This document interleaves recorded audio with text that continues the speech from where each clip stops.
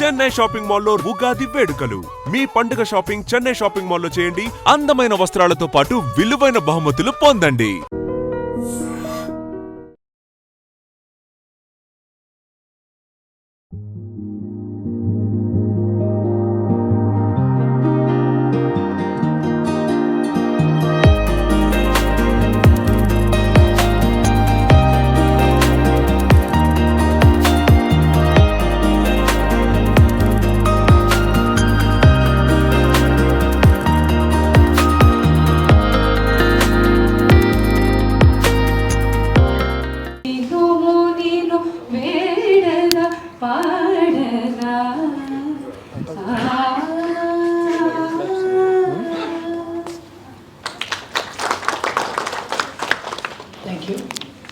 అందరికీ నమస్కారం. మరొక్కసారి నా మనవి, బయట ఉన్న వాళ్ళు లోపలికి వస్తే బాగుంటుంది.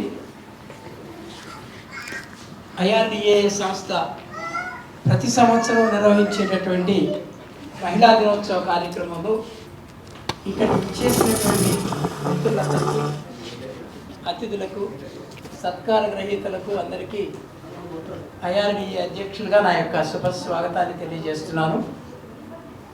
ఐఆర్డిఏ అంటే ఏమిటి? ఇక్కడ చాలామంది ఫస్ట్ టైం వింటూ ఉండొచ్చు.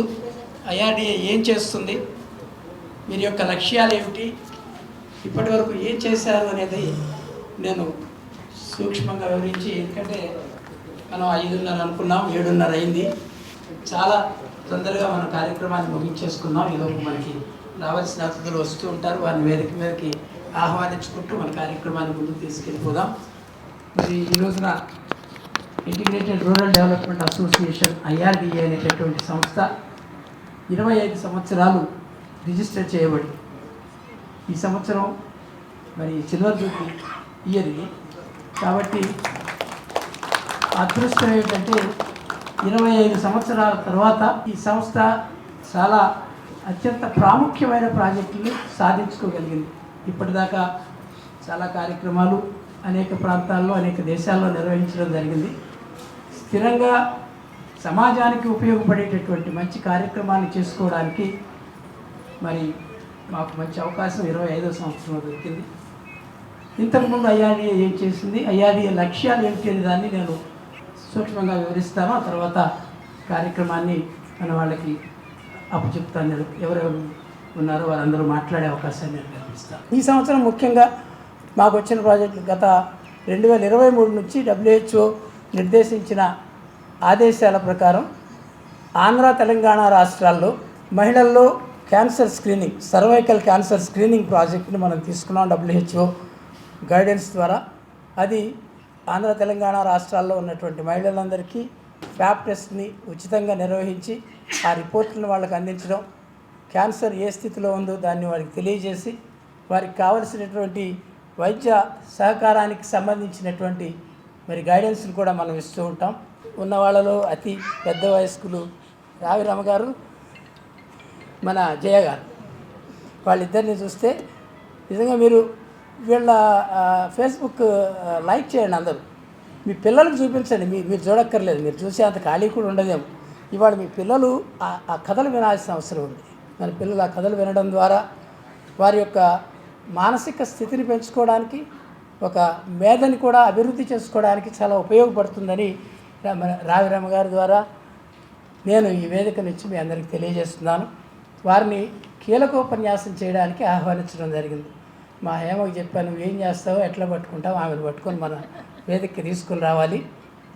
తీసుకొని వచ్చి ఆమె ద్వారా మహిళా సాధికారిత మీద, మరి పురుషాధిక్యం తగ్గడానికి ఏం చేయాలి అనేటటువంటి అంశం మీద కూడా ఆమె మంచి సందేశాన్ని ఇచ్చి అందరికీ ఒక్కసారి తట్టి లేపే విధంగా, ఎవరిని తట్టమంటారు, అందరూ పురుషులే ఉన్నారు కదా, పురుషుల్ని కూర్చోబెట్టి మహిళలతో చెప్పించడం అనేది ఐఆర్డిఏ యొక్క ప్రత్యేకత. తర్వాత ముఖ్యంగా మీ అందరికీ పరిచయం చేయాల్సిన వ్యక్తి, నా సంస్థ మీద, నా మీద అత్యంత అభిమానంతో మరి ఒక సుడిగాలి పర్యటనలాగా ఆస్ట్రేలియా నుంచి ఇక్కడికి కేవలం నా ప్రోగ్రాం కోసం వచ్చారు మా చంద్రాల అరుణ గారు. వారు నేను ఆస్ట్రేలియాలో 2013లో ప్రపంచ తెలుగు మహోత్సవాలు నిర్వహించాం.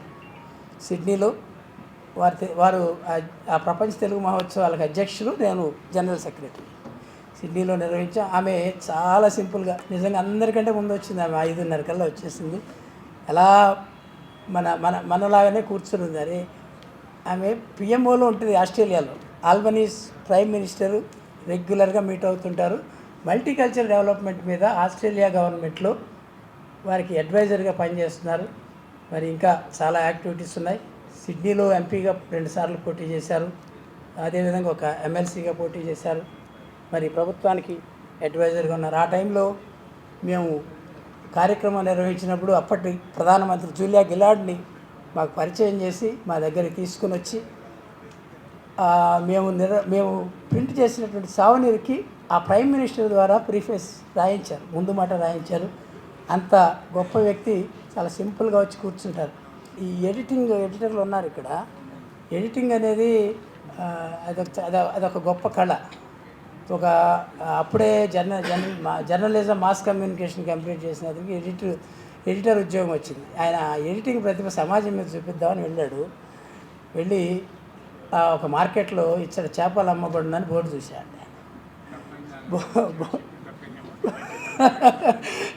బోర్డు చూస్తే అతనితో చెప్పాడు, అరే బాబు, నువ్వు ఎక్కడికాక ఎక్కడ నమ్ముతున్నావా, ఇచ్చట ఎందుకు దాన్ని ఎడిట్ చేసేవాడు. చేపలు అమ్మబడినాడు, ఇచ్చట తీస్తాడు, చేపలు అమ్మబడును అని ఇచ్చాడు. మళ్ళీ కాసేపు అయినాక ఇంకా ఎడిటర్ పేరు ఇంకా బాగా పనిచేసింది. ఇక్కడ అమ్మబడును ఇది అమ్మటానికి కొనుక్కోవడానికి పెట్టుకున్నావు, అమ్మటానికే కదా పెట్టుకుంది, అమ్మబడిన ఎందుకు అది కూడా తీశారు. అది తీసేశాడు. ఈ చేపలు చేపలు కాదు, పావులు అంటారా వీటిని ఎవరైనా? కనపడుతుంది కదా, అది చేపలే అని కనపడి అది మాత్రం ఎందుకు అది కూడా తీసేయమన్నారంట. నేను తెలంగాణలో ఒక పక్షపత్రికకి ఎడిటర్గా కూడా పనిచేస్తున్నాను. నాకు ఎడిటింగ్ కూడా తెలుసు. ఎవరైనా ఎక్కువసేపు మాట్లాడితే కట్ చేయడం కూడా తెలుసు. కాబట్టి అవసరమైతే ఏమీ లేకుండా ఎడిట్ చేసేటటువంటి అవకాశం కూడా నాకు ఉంది. కాబట్టి ముందుగా కీలక ఉపన్యాసంతో మన కార్యక్రమాన్ని ప్రారంభిద్దాం.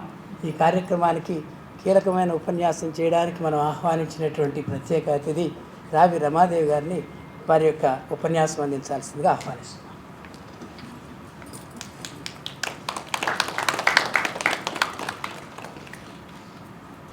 అందరికీ నమస్కారం అండి. అంతర్జాతీయ మహిళా దినోత్సవ శుభాకాంక్షలు మహిళలకి. మరి ఇంతమంది అన్నదమ్ములు ఉన్నప్పుడు వీరందరికీ ఏం వాక్యాలు చెప్పాలి అనేది బాగా తెలియటం లేదండి. కానీ మీ అందరికీ కూడా, మాతృమూర్తులకి, మీ భార్యామణులకి, సంతానం ఉంటే అమ్మాయిలు ఉంటే వాళ్ళకి, సోదరీమణులు ఉంటే వారికి, స్నేహితురాళ్ళు ఉంటే వాళ్ళకు కూడా మహిళా దినోత్సవ శుభాకాంక్షలు మా తరఫున మీరే అందజేయండి. అయితే కీలకోపన్యాసం అని ఎక్కువగా ఆడవాళ్ళకి చెప్పడానికే నేను బాగా అలవాటు పడి ఉన్నాను. కొంచెం మగవాళ్ళకి చెప్పడానికి ఒక రవ ఆలోచించవలసిన పరిస్థితే ఉంది.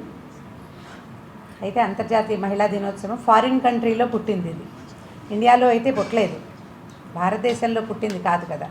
పై దేశంలో పుట్టి ప్రపంచమంతా జరుపుకుంటున్న ఈ మహిళా సాధికారత, మహిళా దినోత్సవము మేము పండగ చేసుకుంటున్నాం. అందరం మంచి మంచి చీరలు కట్టుకుని, నగలు పెట్టుకుని, ఎక్కడో చోట కలుసుకుని ఎంజాయ్ చేస్తున్నారు స్త్రీలంతా.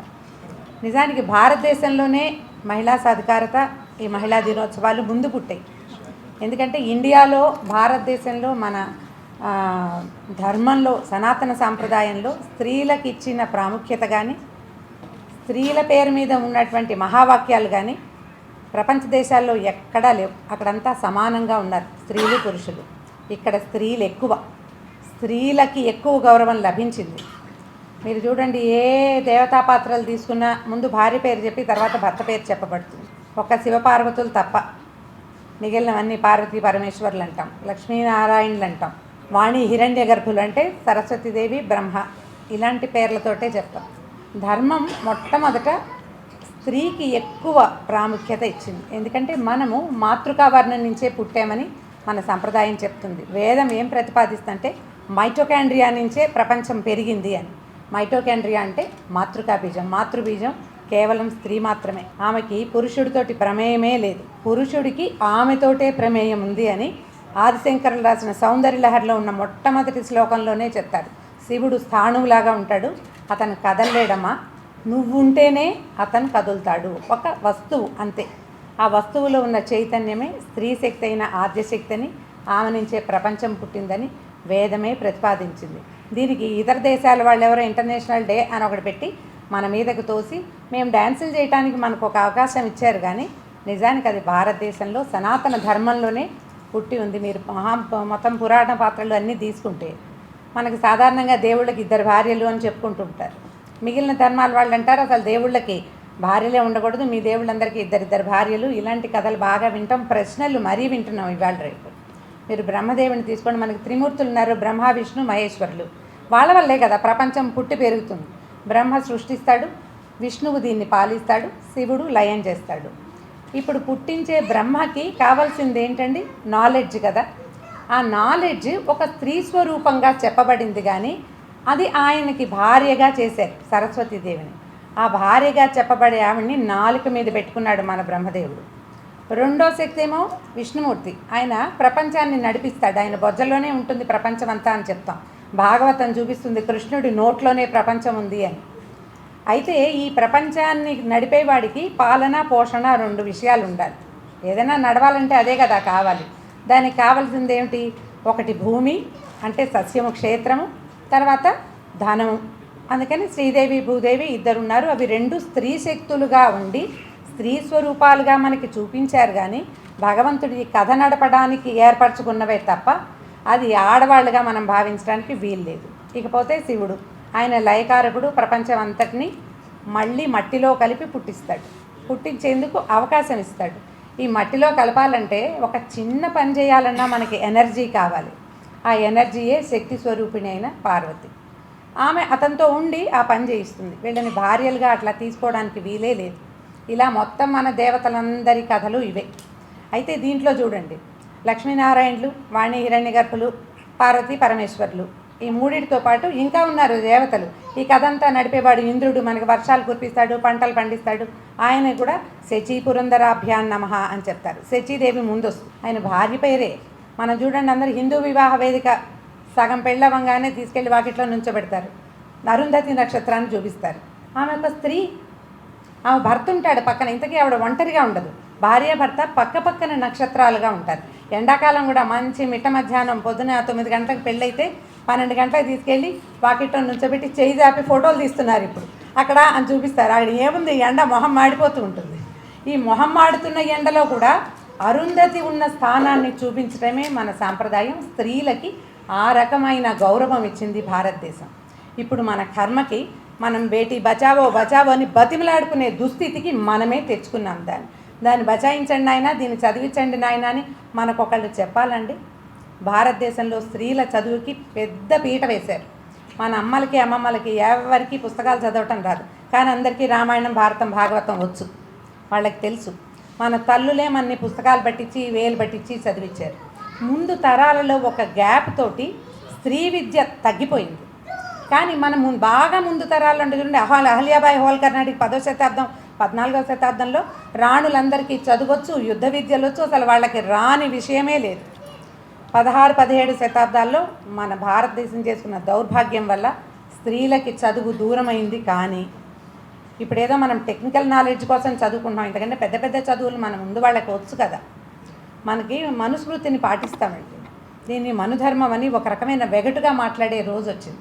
మనుస్మృతిలో ప్రత్యేకంగా ఒక శ్లోకం చెప్తారు, పితా రక్షతి కౌమారే భర్తా రక్షతి యవ్వనే పుత్రః రక్షతి వార్ధక్యే నా స్త్రీ స్వాతంత్ర్యం అర్హతి అని. ఈ ఆఖరి వాక్యాన్ని పట్టుకుని స్త్రీలకి స్వాతంత్రం అవసరం లేదు అన్నదాన్ని బాగా గ్లోరిఫై చేశారు. ఎవరో కాదండి, కుమారులే, భర్తలు తండ్రులు కుమారులు కలిసే ఈ ప్రయత్నం చేశారు. కానీ నిజానికి అందులో ఏం చెప్పారు? పితారక్షతి కౌమారే అంటే తండ్రి బాల్యంలో అమ్మాయిని జాగ్రత్తగా చూడాలి. జాగ్రత్తగా చూడడం అంటే ఏంటండి? పెట్లో పెట్టి బంధించడమా, గదిలో పెట్టి తాళం వేయటమా? కాదు. ఆమె ఏం చేస్తానన్నా గౌరవంగా చేసేలాంటి అవకాశాన్ని ఇవ్వటం, ఆమెకి చదువుకునే అవకాశాన్ని ఇవ్వటం, ప్రపంచాన్ని తెలుసుకునే అవకాశాన్ని ఇవ్వటం. జాగ్రత్తగా చెయ్యి, ఈమెకు పెళ్లి చేసేటప్పుడు సరైన వాడిని చూసి వివాహం చెయ్యి అని చెప్పారు. తర్వాత భర్త రక్షతి యవ్వని అంటే అప్పుడు కూడా నువ్వు వంటింటి కుందేళ్ళని చేయమని కాదు మనువు యొక్క ఉద్దేశం. ఆమె ఏం చేస్తుందో ఆ పనిని ధైర్యంగా సాహసంగా చేసే అవకాశాన్ని ఇవ్వమని. బాధ్యత ఆమెకి ఇవ్వు, ఆమె నిన్ను బాగా చూసుకుంటుంది అని చెప్పటమే ఆయన ఉద్దేశం. తర్వాత పుత్రః రక్షతి వార్ధక్యే, ముసల్తనం వచ్చాక కొడుకులు అమ్మని చూసుకోవాలి. అమ్మని చూసుకుంటే నీకు సరైన జ్ఞానం వస్తుంది, సంస్కారం వస్తుంది. తల్లులు లేని పిల్లల సంస్కారాలు ఏమైనా బాగుంటాయండి? తల్లితో పెరిగిన కుమారుడికి సంస్కారం బాగుంటుంది. అందుకని ఈ 3 వాక్యాలు చెప్పి స్త్రీని స్వతంత్రంగా వదిలిపెట్టద్దు, ఆమెని జాగ్రత్తగా చూసుకోండిరా, ఆమె మీ బతుకు, ఆమె కనుక ఒకటి ఉంటే, ఓ తల్లి ఉంటే, ఓ కూతురు ఉంటే, ఒక భార్య ఉంటే అది మీ జీవితాన్ని దిద్దుతుంది అని చెప్పిన మనువాక్యాన్ని మనం స్త్రీలకు స్వతంత్రం అక్కర్లేదన్న వాక్యంగా, అంటే డైరెక్ట్ ఇండైరెక్ట్ మీనింగ్స్ ఉంటాయి కదా 2. డైరెక్ట్ మీనింగ్ ఏం చెప్పాడు? స్వాతంత్రం వద్దు అని. వద్దు అనగానే వద్దని లోపల పెట్టాం. ఈ పెట్టిన క్రమం మనకు ఎలా జరిగింది? సరే, తురుష్కులు రావటం దానివల్ల ఒకటి, తర్వాత బ్రిటిషర్స్ రావటం రెండోది, ఆడవాళ్ళని సంరక్షించుకునే ప్రక్రియలో చదువు లేకుండా చేసేసాం. తొందరగా పెళ్ళిళ్ళు, తర్వాత వివాహాలు, సంతానం, ఆ తర్వాత మరణం, ఇంకంతకంటే మూడోది లేదు, ఇంక వేరే విషయం లేదు. పెళ్ళైపోవటం, పిల్లల్ని కంటాం, ఆ తర్వాత చచ్చిపోవటమే. ఎందుకంటే వైద్యాలు లేవు, వాళ్ళకి జాగ్రత్తలు లేవు, ఈ స్త్రీలను ఇతరులకి చూపించకూడదనే భయాలు వచ్చాయి. క్రమంగా ఏమైంది? ఈ 400-500 సంవత్సరాల్లో ఆడవాళ్ళు మేము లొంగుండాలనే భావానికి అలవాటు పడిపోయారు. మగవాళ్ళు వీళ్ళని లొంగదీసి ఉండాలనే ఉద్దేశానికి అలవాటు పడిపోయి తరాల వెంబడి దాన్ని మోసుకుంటూ ఇవాళ టెక్నికల్గా చదువు వచ్చినా మనకి ఆడపిల్లలు చాలా ముందుకెళ్తున్నా, ఆకాశంలో సగంగా ఉన్నా, ఆ ఆడపిల్లలు మన కూతుళ్ళే అయినా కూడా భార్యల్ని కంట్రోల్ చేస్తారు, కూతుళ్ళని కంట్రోల్ చేయరు తండ్రులు. ప్రతి చోట అలాగే ఉంటుంది. అమ్మాయిల్ని అదుపులో పెట్టాలని చూస్తారు కొంతకాలం పాటు. తర్వాత అమ్మాయిలే మన జీవితానికి ఆలంబనాన్ని అర్థమయ్యాక అప్పుడు వదిలిపెడతారు. కానీ ఈ అణగదొక్కి ఉండడానికి అలవాటు పడిన ఆడపిల్లలు ఎక్కువ ఫ్రీడమ్ని తీసుకోలేకపోతారు. ఏదో అలవాటు లేని పని చేస్తున్నట్టుండి అడ్డదిడ్డంగా చేసేస్తారు. ఏదో ఒక స్వాతంత్రం లభిస్తే ఇదే నాకు కావాల్సింది అని భావించి మిగిలిన స్వాతంత్రాలని తీసుకోలేకపోతున్నారు. ఇప్పటికీ మన సమాజం అదే స్థితిలో ఉంది. ఆడపిల్లలకి అర్థమయ్యేలాగా చెప్పాలి. కేవలం బట్టలు, నీ ఇష్టం వచ్చినట్టు తిరగటం, ఈ 2 స్వాతంత్ర్యాలు కాదు. నీ జీవితాన్ని జాగ్రత్తగా మలుచుకోవటం నీ చేతిలో ఉంది, సరిగ్గా చేసుకో, జాగ్రత్తగా చేసుకో అని చెప్పగలగాలి. ఆ చెప్పలేకపోవటంలో ఆడవాళ్ళు ఫెయిల్ అవ్వటం లేదండి, నన్ను క్షమించాలి, సభాముఖంగా చెప్తున్నాను, అక్షరాల పురుషులే ఫెయిల్ అవుతున్నారు. ఇది తండ్రుల ఫెయిల్యూరు, భర్తల ఫెయిల్యూరు, కుమారుల ఫెయిల్యూర్స్ కూడా. మీరు చెప్పలేకపోతున్నారు, మీరు అర్థమయ్యేలాగా చేయలేకపోతున్నారు. వాళ్ళకి ఫ్రీడమ్ తీసుకో, కానీ దానికి ఒక గీత, అది నేను పెట్టను, నువ్వు పెట్టుకో. నువ్వే గీత పెడితే అణిచుచ్చినట్టు, వాళ్ళనే గీతలు పెట్టుకొని ఇస్తే నువ్వు ఈ మార్కు నువ్వు ఎక్కడి దాకా పెట్టుకుంటావో పెట్టుకో. నా సహాయం లేకుండా నువ్వు ఎంతవరకు ఉంటావో అంతవరకు ఉండు. నా సహాయం అవసరమైనప్పుడు నువ్వు నా మాట విని తీరాలని తండ్రులు కనుక చెప్తే గారాబం కాదండి, ఈ రకమైన గీతలు గీయటం సమాజంలో ఎప్పుడైతే వస్తుందో అప్పుడు ఆడవాళ్ళు చాలా ముందుకెళ్తారు. ఇప్పుడు వెళ్తున్నవి ఏమంటారంటే వెర్రి గీతలు గీసుకుని ఏదో ఒక పక్కకి పరిగెడుతున్నారు కదా, ఆ పరుగు ఉండదు. ఈ పరుగు పీటీ ఉషలాగా ఒకవైపే గెలుపు దిశగానే పరిగెడతారు. ఆ గెలుపు దిశ నాన్నలు, తర్వాత భర్తలు, కుమారులు, సోదరులు, స్నేహితులు, ఒకవేళ పైన అధికారులు ఉంటే వాళ్ళు ఈ ఆడపిల్లలకి నేర్పించాలి. తల్లులు నేర్పించలేమండి, ఎందుకంటే మేమే అణగదొక్కబడి ఉన్నాం, మాకే సరిగ్గా తెలీదు, మాకే అర్థం కాదు. మేము దొరికిన ఫ్రీడమ్ని ఇదే చాలని భావిస్తాం. ఈ భావించడం ఇది పొరపాటు కదా. లోకం అట్లా లేదు. ఇప్పుడు బయట ప్రపంచాన్ని ఎలా గెలవాలి అనేది మగవాళ్ళకి తెలుస్తుంది. పూర్వం చెప్పేవాళ్ళు ఆడది తిరిగి చెడుతుంది, మగాడు తిరక్క చెడతాడు, ఇలాంటి మాటలు మాట్లాడేవాళ్ళు. బయటికి వెళ్ళకపోతే మగవాళ్ళకి తెలియదు సమాజం. బయటికి వెళ్ళిన మగవాడు సమాజాన్ని తెలుసుకుని ఆ విషయాన్ని పిల్లలకి భయపెట్టకుండా జాగ్రత్త పడేలాగా నేర్పించగలిగితే ఇలాంటి విమెన్స్ డేలన్నీ కూడా నాన్నలతో కలిసి చేసుకోవచ్చండి. ఏ విమెన్స్ డే ప్రోగ్రాంలోనూ మీరు చప్పట్లు కొట్టచ్చండి ధారాళంగా. I'm ready. ఎక్కడ విమెన్స్ డేలోనూ మగవాళ్ళు కనపడరు. ఒకవేళ కనపడినా ఇలా ఏదైనా మాట్లాడంగానే ఏంటో సిగ్గుపడి తప్పు చేసినట్టుగా తలదించుకుంటారు. ఎందుకు దించుకోవాలి తలలు? మా తండ్రులు మగవారు కాదా? మా తాతలు, మా ముత్తాతలు, ఇప్పుడు నా కుమారులు, నా భర్త, నా సోదరులు, నాతో పాటు పనిచేసేవాళ్ళు, నా కింద పనిచేసే కుర్రవాళ్ళు, వీళ్ళందరూ మగపిల్లలే కదా. వాళ్ళని సరిచేయటం ఎవరి బాధ్యత అండి? తల్లిగా మా బాధ్యత కాదా? మేమే కదా వాళ్ళని సరిచేయాల్సింది. తల్లులతోటి సరిచేయబడడానికి ఎందుకు సిగ్గుపడాలి మగవాళ్ళు? మీ అమ్మ కాదా మీకు చిన్నప్పుడు బట్టలేసి తలకైదు బళ్ళలోకి పంపించింది? ఇప్పుడు ఒక స్త్రీ మీరు ఇది సరిగా చేయండి అని ఎందుకు చెప్పకూడదు? మేము చెప్పచ్చు కదా. ఇప్పుడు మిమ్మల్ని తప్పు పట్టడం అసలు నా ఉద్దేశం కానే కాదండి. జాగ్రత్త పడాలి. మనకేంటంటే స్త్రీ సమాజమేనా ఉంది, ప్రపంచంలో 2 సగాలు ఉన్నాయి కదా, సమాజంలో కూడా అంతే.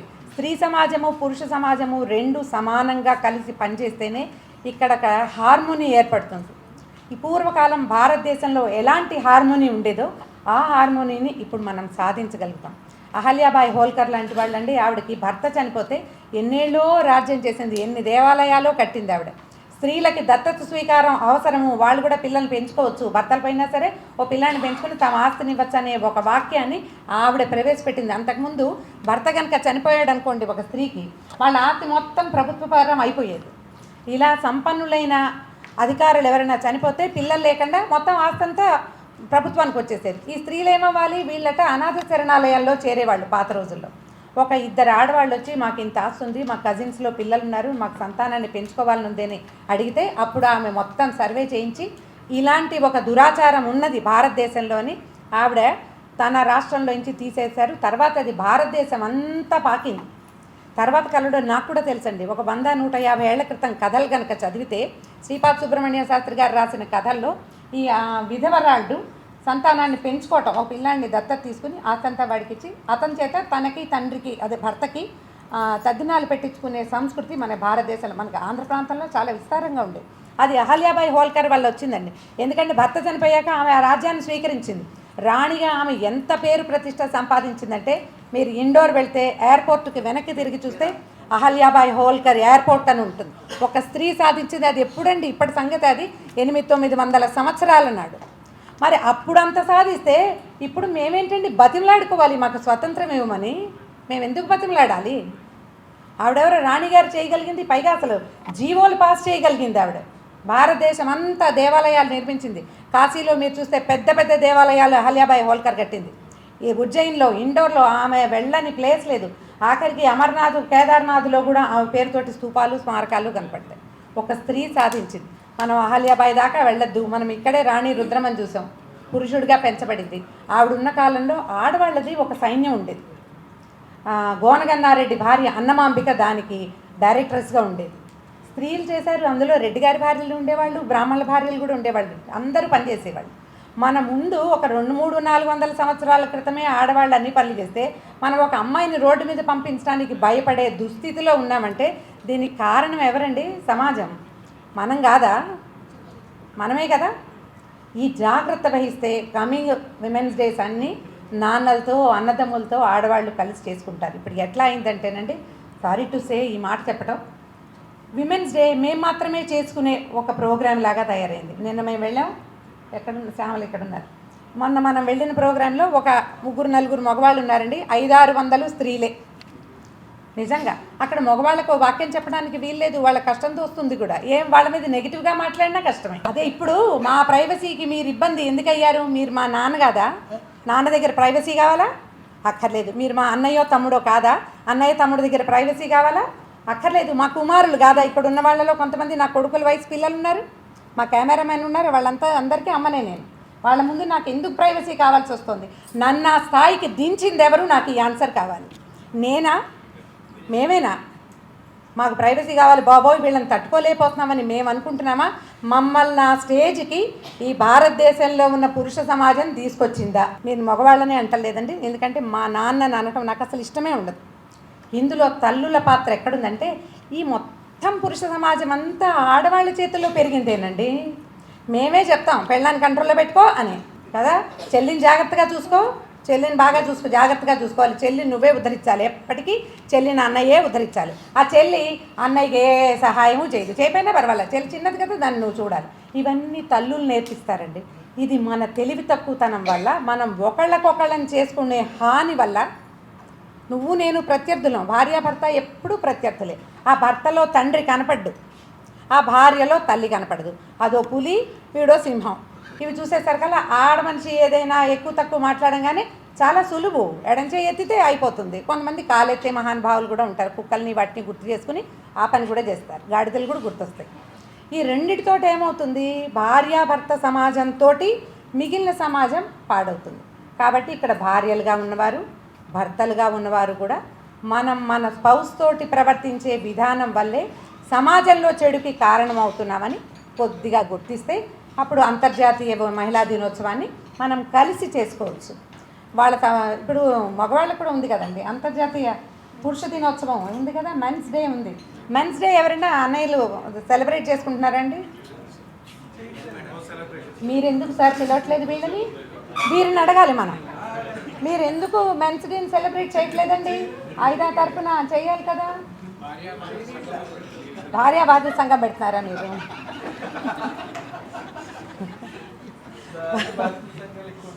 భార్యా బాధ్యత సంఘాలే ఎక్కువ ఉన్నాయంటారు. అంటే అప్పుడు మీ అమ్మాయి అల్లుడిని కూడా వెంట తీసుకెళ్తే బాగుంటుంది. ఆ అమ్మాయిని మీరే పెంచుతారు కదా యువరాణిగా కదా. ఒకసారి జ్ఞాపకం చేసుకుంటే ఇప్పుడు మన వారితో బాధింపడుతాం, మన కుమార్తెతో బాధింపబడేవాడు ఆ కుమార్తె పెంపకం. ఇంట్రెస్టింగ్గా వెళ్తుందా లేదండి టాపిక్ అది. కాబట్టి కొంచెం ఆలోచించండి. అమ్మాయిల్ని కంట్రోల్ కాదు, తన కంట్రోల్ తనకు ఉండేలాగా ప్లాన్ చేయించండి. కాబట్టి ఇలాంటి అంతర్జాతీయ మహిళా దినోత్సవాలు మరింత ముందుకెళ్ళాలి. మరింతగా స్త్రీ సమాజాన్ని ముందుకు తీసుకెళ్ళడానికి పురుష సమాజం అంతా కూడా పాటుపడాలి, ప్రయత్నించాలి. దయచేసి ఇందులో ఏదైనా 1-2 వాక్యాలు మీకు నచ్చకపోతే వాటికి మీ సోదరిగానో అమ్మగానో భావించి నన్ను క్షమించండి. కానీ ఇలాంటప్పుడే ఈ వాక్యాలు తప్పనిసరిగా మాట్లాడాల్సిందేనండి. మీరు ఎప్పుడో ఒకప్పుడు దీని మీద ఆలోచించండి, ఇది అవునా కాదా అని. నేను పూర్తిగా ఇది సలహాగానే చెప్పదలుచుకున్న, ఇది విమర్శ కాదు, కేవలం సలహా మాత్రమే. ఇలాంటి వేదిక మీద అందరూ మగవాళ్లే ఉన్న దాంట్లో మహిళా దినోత్సవం గురించి మాట్లాడే ఒక అద్భుతమైన అవకాశం నాకు లభించినందుకు చాలా సంతోషంగా ఉందండి. వీరి సంస్థకి నేను చాలా ఎక్స్పెక్ట్ చేశాను. బాగా 200-300 మంది ఆడవాళ్ళు ఉంటారు, వాళ్ళని ఇంట్రెస్టింగ్ టాపిక్స్ అనుకున్నాను సార్, మంచి మంచి కథలు చెప్పాలనుకున్నాను. మీరు అలాంటి అవకాశం ఇవ్వలేదు నాకు. అందరూ మగవాళ్లే ఉండటంతో ఎక్కువ కథ ఏమీ చెప్పలేకపోయానండి. సో నెక్స్ట్ టైం మనం కనుక మీ సమాజంతో కలుసుకోగలిగే అవకాశం లభిస్తే తప్పకుండా కొన్ని మంచి కథలు మీకు తెలియజేస్తాను. Thank you very much. చరిత్రలోని ఎన్నో సందర్భాల్లోని ఎన్నో విధాలుగా పోరాడి తనకంటూ తాను ఒక అగ్రగణ్య స్త్రీగా మారినటువంటి ఒక మహిళని పురస్కరించుకునేటటువంటి ఒక మహిళా దినోత్సవమే అంతర్జాతీయ మహిళా దినోత్సవాన్ని మనం నేడు జరుపుకుంటున్నాం. కానీ చరిత్ర పుటాలను తిరగవేసి చూసినప్పుడు, ఇతిహాసాలని మనము చూసినప్పుడు మనకి వేదాల్లోని 33 ఋషికులు కనిపిస్తున్నారు. లోపాముద్ర, మైత్రేయి, ఇలా ఎందరో మనకి కనిపిస్తున్నారు. మరి ఎప్పుడు భారతదేశము సనాతన ధర్మము రమారావి గారు చెప్పినట్టుగా మహిళలకు పెద్దపీట వేసింది అని చెప్పుకోవడంలో ఎటువంటి అతిశయోక్తి లేదు. భక్తి, జ్ఞానము, వైరాగ్యము, తత్వము అన్నిట్లోని కూడా మహిళ ఎప్పుడూ ముందంజనే ఉంది అని చెప్పుకోవడంలో కూడా ఎటువంటి అతిశయోక్తి లేదు. ఒక ఎంఎస్ సుబ్బలక్ష్మి గారు కానివ్వండి, ఒక వెంగమాంబ కానివ్వండి, ఒక యశోద కానివ్వండి, ఒక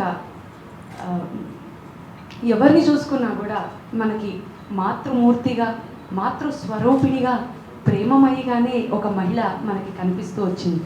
మరి అదే మహిళ చరిత్రలో చూసుకున్నప్పుడు ఒక రాణి రుద్రమదేవిగా, ఒక ఝాన్సీ లక్ష్మీబాయిగా, ఒక దుర్గగా, ఒక మహిషాసుర మర్దినిగా, ఒక వేణు నాచియారుగా, ఒక అబ్బక్కగా, ఒక మీరా ఆర్య వంటి గూఢచారులుగా భారతమాతను దాస్య విముక్తురాల్ని చేయడానికి తన రక్తాన్ని, తన ప్రాయాన్ని, తన అందాన్ని, తన గర్వాన్ని అన్నిటిని కూడా అర్పించి భారతమాతని దాస్య విముక్తురాల్ని చేయడానికి, భారతమాత దాస్య శృంఖలాలను తెంచడానికి తన వంతు పాత్ర కూడా తను పోషించినటువంటి ఒక గొప్ప మహిళామూర్తి మహిళలు. మరి అటువంటి మహిళలే మరి ఈరోజు మనకు కనిపించేటటువంటి తల్లి కానివ్వండి, చెల్లి కానివ్వండి, భార్య కానివ్వండి, ఎవరైనా కూడా. మరి అటువంటి మహిళలను పురస్కరించుకోవాలనేటటువంటి ఒక గొప్ప ఆలోచన వినయ్ గారికి రావడం, ఐఆర్డిఏ సంస్థ ద్వారా అది ముందుకు రావడం, అటువంటి కార్యక్రమానికి ఇంతమంది పురుషులు వచ్చి ప్రోత్సాహాన్ని, వారి యొక్క మహిళలను సెలబ్రేట్ చేసుకునేటటువంటి విధానంలో వారు కూడా దోహదపడుతున్నారంటే అది చాలా అభినందనీయం, ఉదాహరణ. మరి ఇంతమంది పురుషులందరికీ కూడా నా యొక్క కృతజ్ఞతాంజలిని తెలియజేస్తున్నాను. We are truly honored to express our gratitude, sincere gratitude towards this event. ఎంత బిజీ స్కెడ్యూల్లో కూడా అందరూ టైం తీసుకొని వచ్చి ఈ ఈవెంట్ని మీనింగ్ఫుల్ ఈవెంట్గా చేసినందుకు అందరికీ థ్యాంక్ యూ. సో నా లైఫ్లో స్పెసిఫిక్గా మెన్షన్ చేయాలి అంటే అలాంటివి ఏమీ చూడలేదు. Because my family has given me, empowered me in every phase of my career and life. I can proudly say this. My family is my strength. So, A opportunity వచ్చినా కూడా they allowed me to take it in my way to handle it. And proudly నేను చేసే associate అయిన organisations కూడా there are multinational companies. I started my career basically with multinational companies, with German, European companies, and still we are continuing to do with the similar organizations. Predominantly there are multiple almost 150 years old organizations, so we are associated. We are all executing completely very advanced version of pumping systems in a various fields like firefighting, HVAC, plumbing applications. In addition to that, any water treatment సంబంధించిన technology అంతా కూడా మేము extend చేయగలం. And our main clients వచ్చేసి airports, metros, any public sector organizations, all high-rise technologies ఉన్న ఇప్పుడున్న 50 floor, 60 floor technology మొత్తం మారింది. So evaluate, actually that is where we are associated strongly. This is my I won't take much time. ఇక్కడున్న అందరూ dignitaries-కి thank you, and for all women empowered, it has to be continued. వయసులో ఉన్నప్పటి నుండి మా parents నన్ను multi టాస్కింగ్లో encourage చేశారు. నేను స్కూలింగ్లో ఉన్నప్పటి నుండి కబడ్డీ నాకు చాలా ఇష్టం ఉండే ఆ గేమ్ అనేది. సో నేను అడగంగానే మా మమ్మీ డాడీ నన్ను ఎంకరేజ్ చేశారు. ఆల్మోస్ట్ 7-8 years ఆడినాక I went to the nationals representing the Telangana state. దాని తర్వాత ఇప్పుడు 3-4 నేషనల్స్ ఆడినాక ఇప్పుడు మన హైదరాబాద్ టీమ్ గర్ల్స్కి నేను కోచ్ని. సో ఫస్ట్ హెల్త్ గురించి మాట్లాడదాము. సో హెల్త్ అంటే ఏంటి ఎవరైనా చెప్తారా? What is health? ఓకే, నేనే చెప్తాను ఆన్సర్. డిజీజ్ లేకపోవడమే ఆరోగ్యం. మనకు ఏ రోగము లేకపోవడమే ఆరోగ్యం. సో ఎవరు ఆరోగ్యంగా ఉన్నారు? Without having any diseases. Oh very good good good. So మనకు ఆయుర్వేదాలో ఒక శ్లోకం ఉంది హెల్త్ గురించి. సమదోష సమగ్నిశ్చ సమధాతు మలక్రియ ప్రసన్నాత్మ ఇంద్రియ మనః స్వస్థైత్య భీతియతే. సో ఇవన్నీ సమదోషాస్ అంటే వాతపిత్త కఫ అనేవి దోషాస్ అనేవి కరెక్ట్గా బ్యాలెన్స్ ఉండడము. సమాగ్నిశ్చ అనేది ప్రాపర్ డైజెషన్. అది మనం ఎంత హెల్దీ ఫుడ్ తిన్నా సరే డైజెషన్ అనేది ప్రాపర్గా అవ్వాలి. అది ఒకటి.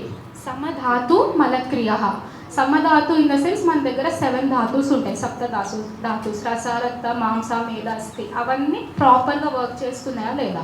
మలక్రియ ఎలిమినేషన్ ప్రాసెస్, మన బాడీలో ఉన్న యూరినేషన్ అన్నీ ప్రాపర్గా అవుతున్నాయా లేదా.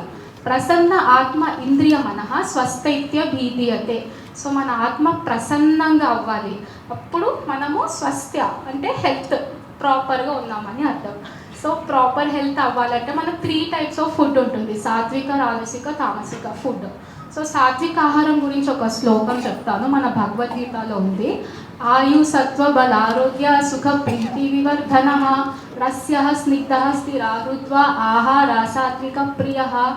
సో కొంచెం చెప్తాను.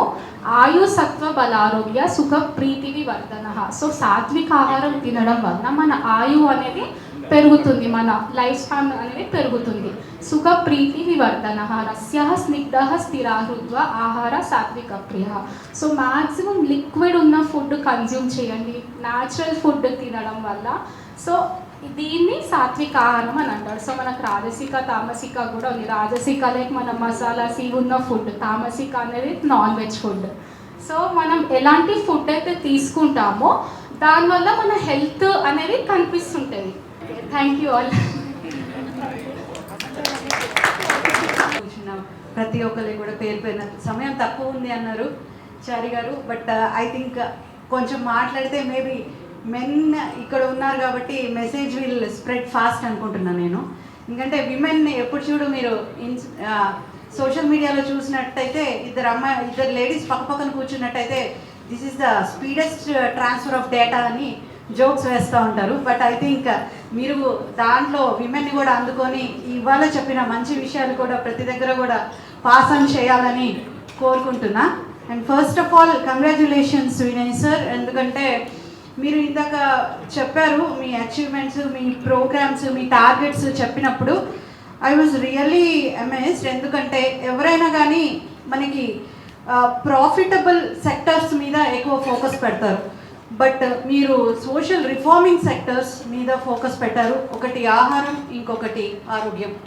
సో ఆరోగ్యం, ఆహారం అనేది ఎప్పుడు కూడా మనకి ఇమీడియట్ రిటర్న్స్ అనేవి మనీ రూపంలో కనిపించదు, కానీ ప్రతి ఒక్కరికి ప్రతి ఒక్క సంస్థ కావచ్చు, లేకపోతే ప్రతి ఒక్క కంట్రీకి కూడా బేస్ అనేది ఆహారం, ఆరోగ్యం. ఆ రెండింటిని మీరు రెండు కళ్ళుగా చేసుకొని ముందుకు సాగుతున్నందుకు ముందుగా మీకు hearty congratulations and big applause ఇవ్వండి. అండ్ నెక్స్ట్ రమా మేడం, మీరు డెఫినెట్గా అంటే మీ ముందు మాట్లాడడం అంటే హనుమంతుని ముందు కుప్పగంతులు వేయడమే అవ్వచ్చు, బట్ స్టిల్ మీరు చాలా బాగా చెప్పారు. యుద్ధాలు చెప్పారు, రాణులు చెప్పారు, అంతా చెప్పారు. కానీ ఐ ఫీల్ ఈ రోజుల్లో యుద్ధం మహిళ వెళ్ళి మనం వెపన్స్ వేసుకొని, లేకపోతే మనం అంతా వెళ్ళి కత్తులు, కటార్లు తీసుకొని, డాలులు తీసుకొని యుద్ధం చేయాల్సిన అవసరమే లేదు. వీఆర్ ఫైటింగ్ వార్ విదిన్ అస్. మనకి మనమే ఒక యుద్ధం చేస్తున్నాం రోజు.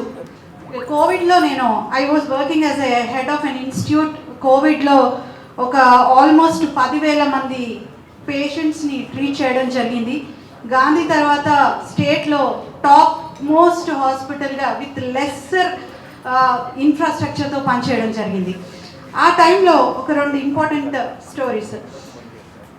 104 సంవత్సరాల ఒక బాజమ్మ అనే మహిళని వాళ్ళ పిల్లలు తీసుకురావడం జరిగింది. తీసుకొచ్చి హాస్పిటల్లో ట్రీట్మెంట్ కానీ తీసుకొచ్చారని మనం అనుకుంటే వదిలించుకోవడానికి తీసుకొచ్చి వదిలేసి వెళ్ళిపోవడం జరిగింది. అంటే ఆ రోజు మనకి కోవిడ్ రోజుల్లో బతకడం నార్మల్గా యంగ్ వాళ్ళే వేవ్ 2లో బతకడం కష్టమైనప్పుడు ఎలాగూ బతకదు, మనం ఆ తర్వాత దహన సంస్కారాలకి అయ్యే ఖర్చు మటుకు మనం ఎందుకు బేర్ చేయాలి, హాస్పిటల్లో వదిలేసి వెళ్ళిపోతే వాళ్ళు చూసేసుకుంటారు. That was an attitude. So అలాంటి యాటిట్యూడ్ ఉన్నప్పుడు మేబీ ఈరోజు మా డాక్టర్లు, నర్సింగ్, పారామెడికల్ ప్రతి ఒక్కరి కృషి మూలంగా అయ్యుండొచ్చు అండ్ గవర్నమెంట్ హెల్ప్ అయ్యుండొచ్చు. ఆవిడ బతికిన తర్వాత ఫోన్ చేసి ఇన్ఫార్మ్ చేస్తే ఒక్కరు కూడా రావట్లా. She was with us for 1 month ఉంది మా దగ్గర. ఆ 1 month రోజు కాల్ చేయడం, అసలు ఫోన్ కట్ చేయడం, వాళ్ళు కనీసం రెస్పాన్స్ లేదు. ఆ తర్వాత మేము ఆ కన్సర్న్డ్ పోలీస్ స్టేషన్లో మాట్లాడి వాళ్ళ కొడుకుల్ని పిలిపించి అన్నీ చేసిన తర్వాత వాళ్ళు మా దగ్గరకు వచ్చి అంటే కూర్చోబెట్టి మాట్లాడుతున్నప్పుడు, maybe this is interesting to you only, I'm not boring you. మాట్లాడుతున్నప్పుడు వాళ్ళు చెప్పింది ఏంటంటే, మేము చూసుకోలేకపోతున్నాం, ఈ 104 సంవత్సరాల అమ్మ మాకు భారం అవుతుంది కదా, సో అటువంటి భారాన్ని మేము ఎలా తీసుకెళ్ళగలుగుతాము. So question here. వాళ్ళు అడిగింది మేబీ లాజికల్ అయ్యుండొచ్చు, కానీ ఆ ఉంటేనే కదా మీరు ఈరోజు ఉన్నారు. సో ఆమెనే మీరు చూసుకున్నప్పుడు ఈరోజు మీరు డెడికేటెడ్గా భార్యకు ఉండండి, డెడికేటెడ్గా మీ పిల్లలకు ఉండండి, ఏం లాభం? మీరు ఆవిడ్ని చూసుకోలేదు and at the same time ఆవిడ్ని వదిలిపెట్టి వెళ్ళిపోయారు. And we have given a counselling and వాళ్ళతో చాలా మాట్లాడి, అండ్ నెక్స్ట్ టైం నుంచి అంటే ప్రతి ఒక్కసారి కూడా ఎవరికైనా మనం మంచి చేయాలనుకుంటే they expect something, then we gave them an assurance. మీ ఇంట్లో ఎవరికి ఏమొచ్చినా పర్సనల్గా నంబర్ ఇచ్చి ఫస్ట్ కాల్ మాకు చేయండి. మీరు మీ మదర్ని చూసుకుంటే మేము మిమ్మల్ని చూసుకుంటాం. సో ఆ మెసేజ్ ఇచ్చి వాళ్ళని కన్విన్స్ చేసి పంపించడం జరిగింది. That was an incident. కానీ ఆ రోజు ఏమనిపించింది అంటే, ప్రతి పేపర్లో కూడా వార్త వచ్చింది, హాస్పిటల్ పుట్టిల్లు అయింది, డాక్టర్లు తల్లులు అయ్యారు అని ఆ వార్త వచ్చింది. And that was an effort.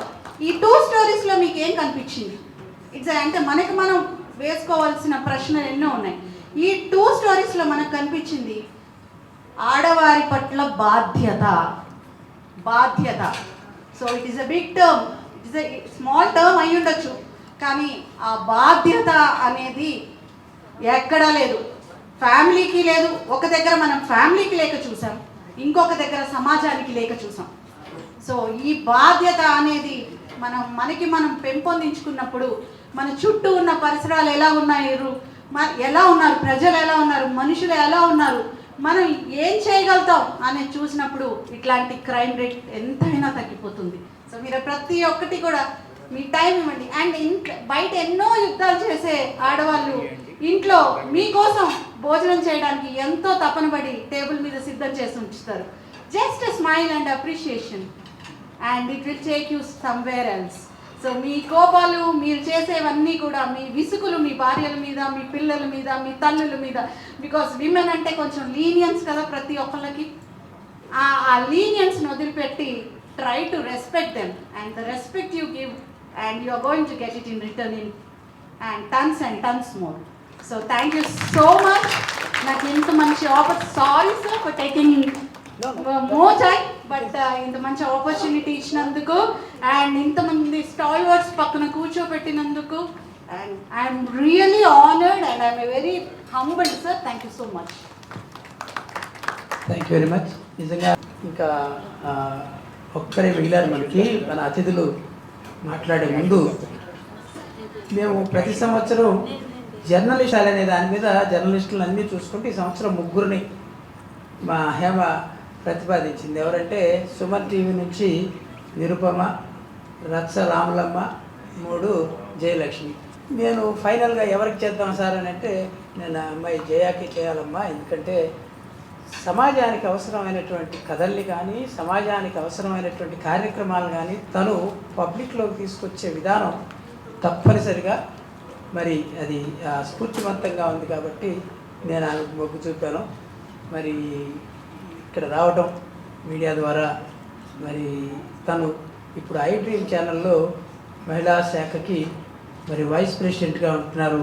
మరి జయలక్ష్మి గారిని మరి జర్నలిస్ట్ పూర్వక ఉపన్యాసం అందించాల్సిందిగా ఆహ్వానిస్తున్నాను.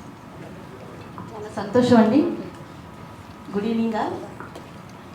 వేదికను అలంకరించిన పెద్దలందరికీ కూడా పేరు పేరు నా నమస్కారాలు. మా రమ్మగారు చెప్పినట్లుగా మెన్స్ సమక్షంలో ఈరోజు విమెన్స్ డే సెలబ్రేషన్స్ చేసుకోవటం, ఈ సందర్భంగా మహిళలందరం కూడా పైన కూర్చొని మీ అందరి సత్కారాలు, ఆశీర్వాదాలు తీసుకోవడానికి మీ ముందుకు వచ్చినందుకు చాలా సంతోషంగా అనిపిస్తూ ఉంది. పెద్దలందరూ మాట్లాడారు, అంతకుమించి మాట్లాడటానికి కూడా ఏముండదు. ఏది ఏమైనా, ఏ దేశంలో ఉన్నా, ఏ వృత్తిలో ఉన్నా, ఏ సంస్థలో పనిచేసినా మహిళలం మనకి మనం గౌరవం ఇచ్చుకుందాం. మన హక్కుతో పాటు మన బాధ్యతను కూడా గుర్తెరిగి ముందుకెళ్తే సమాజం మరింతగా ముందుకెళ్తుందని, దానికి ఒకరు ఎక్కువ ఒకరు తక్కువ అనే కోణాన్ని పక్కన పెట్టి ప్రతి ఒక్కరూ కూడా హక్కు అలాగే బాధ్యత, ఈ 2 అంశాలతో ముందుకు వెళ్తూ ఉంటే మరిన్ని కార్యక్రమాలు ఇంకా అత్యద్భుతంగా జరుపుకోవడానికి అవకాశం ఉంటుందని కోరుకుంటున్నాను. అలానే వివిధ రంగాలకు చెందిన మహిళల్ని గుర్తించి ఇంత చక్కటి కార్యక్రమాన్ని నిర్వహిస్తున్నటువంటి ఐఆర్డీఏ సంస్థకి మనస్ఫూర్తిగా ధన్యవాదాలు తెలుపుకుంటున్నాను. Thank you so much. కుటుంబంలో సభ్యుడిగా మరి వేణన్నాన్ని పిలుచుకుంటాము. సో అన్నగారికి, మా మహిళా మనులకు, వేదిక ముందున్న పెద్దలందరికీ, మరి అన్నలకి, అక్కలకి, చెల్లెలకి అందరికీ కూడా పేరు పేరును హృదయపూర్వక నమస్కారాలు తెలియజేస్తా ఉన్నాను. సో ఈరోజు ఐఆర్డీసీ అంటే మరి వినయ్ కుమార్ గారు మరి ఈనాటి నుంచి కాదు, మరి ఎన్నో ఏళ్ల నుంచి వారితో ఉన్న అనుబంధంతో మరి ఇక్కడికి రావడం, ప్రముఖులందరినీ కూడా కలుసుకోవడం చాలా ఆనందం అనిపిస్తుందని తెలియజేస్తాను. ముఖ్యంగా మరి అంతర్జాతీయ మహిళా దినోత్సవ సందర్భంగా నన్ను ఇక్కడికి ఆహ్వానించిన ఐఆర్డీసీ టీంకి కూడా ప్రత్యేక కృతజ్ఞతలు తెలియజేస్తూ ఉన్నాను. మనందరికీ తెలుసు, ఇప్పటి వరకు పెద్దలందరూ మాట్లాడిండ్రు మహిళా దినోత్సవం. సో నేను తెలియజేసేది ఒక్కటే, మరి మన గౌరవాన్ని పెంచుతూ, సమాజాన్ని మారుస్తూ, మహిళలకు ఒక ప్రత్యేక స్థానం అంటూ కల్పిస్తున్న మా అన్నలకి హృదయపూర్వక గట్టిగా చప్పట్లతోటి నిజంగా అభినందించాలి. ఎందుకంటే ఒక మహిళ ఎదిగింది, ఈరోజు ఇక్కడ మైక్ పట్టుకొని మాట్లాడుతుంది అంటే పురుషుల యొక్క మరి ఎంకరేజ్మెంట్ వల్లనే. మరి మహిళలు లేనిదే పురుషులు లేరు, పురుషులు లేనిదే మహిళలు లేరు. మరి పురుషులను గౌరవిస్తూ మరి ఈరోజు నేను చెర్లపల్లి డివిజన్ కార్పొరేటర్గా, అఖిల భారత యాదవ సంఘం మహిళా అధ్యక్షురాలుగా, గతంలో ఉమెన్ చైర్మన్గా ఇవన్నీ కూడా నేను చేస్తున్నాను అంటే మా తల్లిదండ్రులు, నా భర్త గారైనటువంటి డాక్టర్ బొంతు రామ్మోహన్ గారి మరి అండాదండలు, నా వెనుక ఒక శక్తి ఉందంటే అది మా వారు అని సగర్వంగా కూడా తెలియజేస్తా ఉన్నాను. మహిళ అబల కాదు సబల అనంటే నిజంగా సబలని. ఎందుకనంటే అంతరిక్షంలో ఆనాడు కల్పనా చౌలా గారు విమానం చూసి మరి మనం ఎగురుతామా, ఇక్కడికి నేను పోతానా అని ఆలోచిస్తే మరి సునీత విలియమ్స్ గారు మరి అంతరిక్షాన్ని ఒక వేదిక చేసుకొని ప్రపంచం మొత్తము ఆమె వైపు చూసుకునే రకంగా ఈరోజు ఆమె గొప్పతనాన్ని మనం స్మరించుకోవాలి. ఇట్లా చెప్పుకుంటూ పోతే అనేక మంది మహిళలు మరి ఈరోజు స్ఫూర్తిదాయకురాలుగా ఉంటూ మరి ప్రపంచాన్ని మరి ఈరోజు ప్రపంచంలో ఒకే ఒక్క పవర్ మరి ఉమెన్ పవర్, నేషన్ పవర్. మరి అదేవిధంగా మరి కాంగ్రెస్ ప్రభుత్వ హయాంలో మరి ఆనాడు కేంద్రంలో మరి కాంగ్రెస్ ప్రభుత్వం వల్లనే మరి ఆనాడు కాంగ్రెస్ ప్రభుత్వం వల్లనే ఇందిరాగాంధీ గారు మరి మనకి ఇందిరాగాంధీ గారు అయితేనేముంది, రాజీవ్ గాంధీ గారు అయితేనేముంది, మరి 33% రిజర్వేషన్ అయితేనేముంది, మరి మహిళల రక్షణ అయితేనేముంది. సో ప్రతి ఒక్క నిర్ణయాన్ని ఆనాడు చేస్తే మరి ఈనాడు 33% రిజర్వేషన్ కష్టంగా మరి అమలు అయ్యి మరి ఆమోదం తెలపడానికి పెండింగ్లో ఉంది. మరి చట్ట సభలలో మహిళలు ఉంటే, నిర్ణయాలలో వారు పాలు పంచుకుంటే ఇంకా అద్భుతమైన పాలన అందిస్తామని తెలియజేస్తూ రాబోయే రోజులలో చట్ట సభలలో మహిళలు ఉండాలని మనస్ఫూర్తిగా కోరుకుంటూ మరి మహిళలను ప్రోత్సహిస్తున్న అన్నదమ్ములకు కూడా ప్రత్యేక ధన్యవాదాలు తెలియజేస్తూ మరి అంతర్జాతీయ మహిళా దినోత్సవ శుభాకాంక్షలు. Thank you. దేశాలలో న్యూజిలాండ్ మరియు ఆస్ట్రేలియా ఖండాల్లో ఉన్నాము. మీ అందరికీ అంటే ఇన్ని సంవత్సరాలైనా కూడా నేను భారతీయ సంస్కృతిని ఉట్టిపడేలాగా ఆహార్యం అలాగే భాష మాట్లాడుతున్నానని తెలియజేయడానికి నా ఉపన్యాసం అంతా కూడా తెలుగులోనే రాసుకోవడం జరిగింది. సో సభకు నమస్కారం. వేదిక మీద ఉన్న పెద్దలందరికీ అండ్ ఐఆర్డిఏ సంస్థ అధ్యక్షులు వినయ్ గారికి మనస్ఫూర్తిగా ధన్యవాదాలు తెలియజేసుకుంటూ, అంతర్జాతీయ మహిళా దినోత్సవం సందర్భంగా ప్రపంచవ్యాప్తంగా మహిళా సాధికారిత పైన విస్తృతమైన చర్చ జరుగుతుంది. నేల నుంచి నింగి వరకు, ఇంటి పని నుంచి అంతరిక్ష యానం వరకు అన్ని రంగాల్లో మహిళల సత్తా ఎలాంటిదో ఇప్పటికే ప్రపంచం అంతా తెలిసిపోయింది. అన్ని రంగాల్లో మహిళలు తమ ప్రబలమైన శక్తి సామర్థ్యాలను చాటుతున్నారు. ఇది గొప్ప విప్లవాత్మకమైన పరిణామం. యావత్ ప్రపంచానికి ప్రేరక శక్తిగా, స్ఫూర్తి ప్రదాతగా, సామాజిక చోదక శక్తిగా మహిళలు తమను తాము సమున్నతంగా ఆవిష్కరించుకుంటున్నారు. వివిధ రంగాల్లో అద్భుతమైన ప్రతిభా పాఠవాలను కలిగిన ప్రముఖులందరినీ ఆహ్వానించి మహిళా దినోత్సవం సందర్భంగా ఈ కార్యక్రమాన్ని ఏర్పాటు చేసిన ఐఆర్డిఏ సంస్థ వారికి ప్రత్యేక అభినందనలు తెలియజేస్తున్నాను. మహిళా సాధికారతను ఇప్పుడు ఏదో ఒక్క అంశానికి పరిమితం చేసి మాట్లాడటం అంటే సాధ్యం కాదు. ఎందుకంటే ఎన్నో సంవత్సరాలుగా ఒక సాధారణ గృహిణిగా రాణించిన ఒక మహిళ ఇప్పుడు తన కుటుంబంలో ఆర్థికంగా ఒక బలమైన నిర్ణయాత్మక శక్తిగా నిలబడింది. ప్రపంచంలోని అనేక దేశాల్లో రాజకీయంగా అత్యున్నతమైన పదవులను అలంకరించారు. అద్భుతమైన మానవీయమైన పరిపాలనను అందజేశారు. నిజానికి బిడ్డలను కనిపెంచి పోషించే మాతృమూర్తులే దేశాన్ని సైతం గొప్పగా పాలించగలరని నా నమ్మకం. అలా ఎంతోమంది జాతీయ అంతర్జాతీయ రాజకీయాల్లో తన పాలనా నైపుణ్యాన్ని ప్రదర్శించారు. సునీత విలియమ్స్ వంటి వారు అంతరిక్షంలో నెలల తరబడి గడిపారు. కేవలం మగవాళ్లకు మాత్రమే సాధ్యం అనుకునే రంగాల్లో చివరకు యుద్ధభూమిలో కూడా మహిళలు తమ శక్తి సామర్థ్యాలను, యుద్ధ నైపుణ్యాలను చాటి చెప్తున్నారు. అందుకే మహిళా సాధికారత అనేది ఒకప్పటిలాగా ఏదో 1-2 అంశాలకు పరిమితమైనదైతే కాదు. కేవలం వంటింటికే పరిమితమైన మహిళలు ఇప్పుడు ఉద్యోగాలు చేస్తున్నారు. అని చెప్పిన, ఆర్థిక రాజకీయ రంగాల్లో రాణిస్తున్నారని చెప్పిన పరిమితమైన అవగాహనగానే ఉంటుంది. అది ఎలాంటిదంటే సువిశాలమైన ఆకాశాన్ని గుప్పిట పట్టి చూపించడం వంటిది. ఆకాశంలో సగం కాదు, ఆకాశమంతా ఆమె అయి విస్తరించినప్పుడు అన్ని రంగాల్లోనూ ఒక బలమైన నిర్ణయాత్మక శక్తిగా ఉన్నప్పుడు ఏదో ఒక రంగానికి మాత్రమే లేదా కొన్ని అంశాలకు మాత్రమే మహిళా సాధికారతను పరిమితం చేసి ఎలా చెప్పగలను చెప్పండి. ఈ సందర్భంగా మరో అంశాన్ని కూడా స్పష్టం చేయదలిచాను. మహిళా సాధికారత కానీ మహిళల స్వేచ్ఛా స్వాతంత్రాలు, వివిధ రంగాల్లో మహిళల ప్రతిభా పాఠవాలు పురుషులు ఇవ్వడం వల్ల లేదా ఆర్థిక రాజకీయ పరిపాలనా రంగాల్లో సంస్కరణల వల్ల వచ్చింది అని చెప్పడం కూడా పరిమితంగా అవగాహనే అవుతుంది.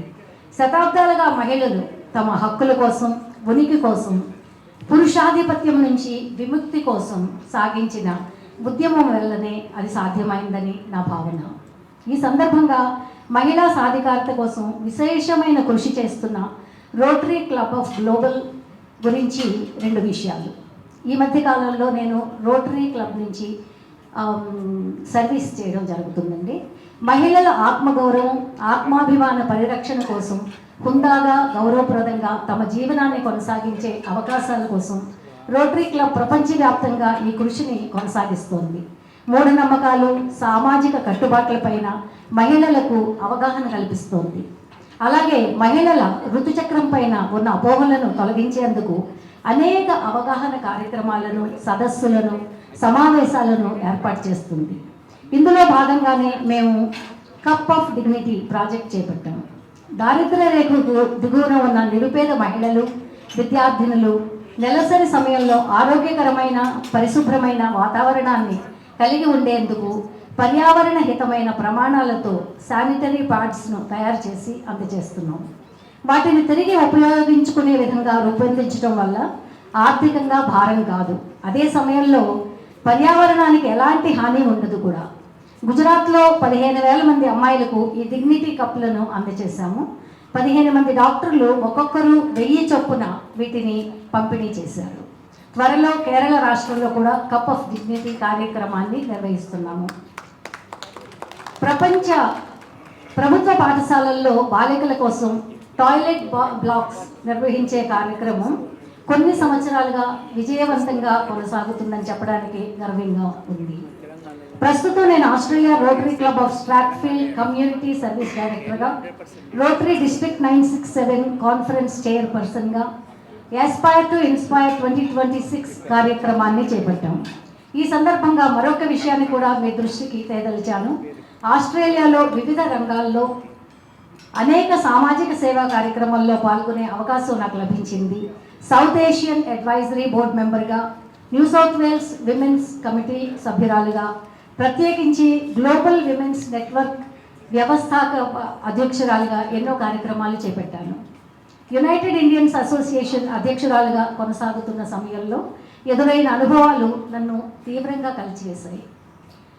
ఉన్నత చదువుల కోసం, ఉద్యోగాల కోసం భారతదేశం నుంచి ఆస్ట్రేలియాకు వచ్చే భారత పౌరుల్లో దురదృష్టవశాత్తు ఎవరైనా చనిపోతే వారి భౌతిక కాయాలను ఇండియాకు పంపించడం చాలా కష్టంగా ఉండేది. ఎందుకంటే ఒక తల్లిదండ్రులు వారి బిడ్డల్ని ఆస్ట్రేలియా ఉన్నత చదువుల కోసం ఇక్కడ లోన్లు తీసుకుని పంపిస్తే అట్లాంటి వారు యాక్సిడెంట్లో చనిపోతే ముందుగా ఆ వార్త వారి పేరెంట్స్కి తెలియచేయడం అన్నది చాలా భావోద్వేగమైన విషయం. ఆ తర్వాత ఆ కరోనర్ ఆఫీస్లో పేపర్ వర్క్ తీసుకోవడం, ఫ్యూనరల్ పార్లర్ ద్వారా భౌతిక కాయాన్ని మా భారతదేశానికి పంపించడం, ఇది చాలా ట్రొమాటిక్గా ఉండేదన్నమాట. అలా అనుకోకుండా 2 నెలల్లో 2 వ్యక్తులకు జరగడం జరిగింది. 2 సార్లు కూడా ఫండ్ రైజ్ చేసాం, $10,000 ఖర్చు అవుతుంది కూడా.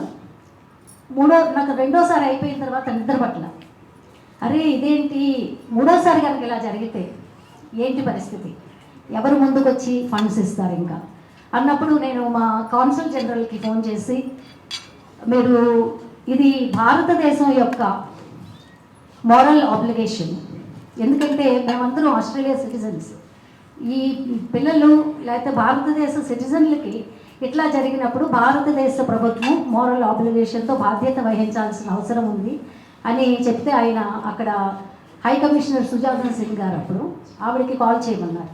సో ఆవిడకి కాల్ చేస్తే రాత్రి 9 గంటలు అయ్యింది. నేను మళ్ళీ ఇదే విషయం ఆవిడకి కూడా చెప్పడం జరిగింది. ఆవిడ అన్నారు, అరుణ నిజంగా నువ్వు అన్నమాట లో వాస్తవం ఉంది, ఇది భారతదేశ ప్రభుత్వం నిజంగా వాళ్ళు బాధ్యత వహించాల్సిన విషయం ఉందన్నారు. 4 రోజుల్లో ఫోన్ చేస్తానమ్మా అన్నారు. నేనైతే ఇంక వీళ్ళు చేయరు అని అయితే నేను అనుకున్నాను. కానీ 4 రోజుల తర్వాత సుజాత సింగ్ గారు కాల్ చేసి అప్పటి వైలార్ రవి గారు ఎక్స్టర్నల్ అఫైర్స్ మినిస్టర్ ఆయనతో మాట్లాడి ఒక రకమైన బెనవలెంట్ ఫండ్ పెట్టించి ప్రతి మనిషి వీసాకి అప్లై చేసిన దాని ఫండ్లో నుంచి $2 ఈ పర్టికులర్ ఫండ్లోకి వెళ్ళడం. అప్పటి నుండి అంటే ఇది 2010 ఆ ప్రాంతంలో జరిగిందండి. అప్పటి నుంచి ఇప్పటి వరకు ఇంకా ముందు తరాలకు కూడా ఈ కార్యక్రమం భారతదేశ ప్రభుత్వం నిర్వహిస్తుంది అని చెప్పడానికి చాలా గర్వంగా ఉందండి. ఎందుకంటే ఇందాక రమగారు అన్నట్టుగా మనం అందరూ అమ్మలం, అక్కలం, చెల్లెళ్ళం, అమ్మమ్మలం. ఎందుకంటే ఇక్కడే కాదండి, భారతదేశం నుంచి వచ్చిన ప్రతి వ్యక్తికి కూడా నేను ఒక పాయింట్ ఆఫ్ కాంటాక్ట్గా నిలవగలగటం అన్నది నా పూర్వజన్మ సుకృతంగా భావిస్తున్నాను. చాలామంది డిజర్టెడ్ స్పౌసెస్ మా దగ్గరికి వచ్చినప్పుడు మాకు గ్లోబల్ విమెన్స్ నెట్వర్క్ సంస్థ ద్వారా, అలాగే నేను ప్రెసిడెంట్గా చేసిన యునైటెడ్ ఇండియన్ అసోసియేషన్స్ ద్వారా భారతదేశ ప్రభుత్వం కల్పించిన ఒక ఏమంటారు ఒక ఫండ్ ఉందండి. అది $3,000 legal expenses for women cover చేస్తుంది అన్నమాట. దానికి మేము యునైటెడ్ ఇండియన్ అసోసియేషన్ సంస్థ ఎన్పానల్డ్గా ఉండి చాలామందికి సహాయం చేయడం. అలాగే చాలామంది అమ్మాయిలు నా దగ్గరికి వచ్చినప్పుడు అంటే ఎంత బాధ అనిపిస్తుందంటే, నేను 23 సంవత్సరాలు 24 సంవత్సరాల పిల్లలు ఆడపిల్లలు పెళ్లి చేసుకుని అక్కడికి వచ్చి హస్బెండ్ ఏమో ఆస్ట్రేలియన్ సిటిజన్, ఇండియనే, భారతదేశస్తులే, ఆంధ్రులే, but Australian citizen, wife spouse వీసాలో ఉంటుంది. అమ్మాయిలు ఈ అబ్బాయితో చిన్న చిన్న గొడవలు పడుతూ ఉంటారు. ఎందుకంటే ఇంకొక కారణం, ఆస్ట్రేలియా వీసా స్పౌస్ వీసా రావడానికి దగ్గర 2 సంవత్సరాలు పడుతుంది. ఆ 2 సంవత్సరాల్లోనే చాలా గొడవలు 2 కుటుంబాల్లో జరుగుతాయి. ఎందుకంటే కొంతమంది అడుగుతారు, ఏమ్మా మీ ఆయన తీసుకెళ్ళడం లేదు, అక్కడ ఎవరైనా ఉన్నారా అని ఒకళ్ళు, ఇంకొకళ్ళు ఏమో అదేంటి అంతగా చక్కగా పెళ్లి చేశారు, ఆ పిల్ల ఇక్కడే ఉంది, ఏంటి సంగతి అని కొంతమంది పక్క ఇంటి వాళ్ళు అడగటం.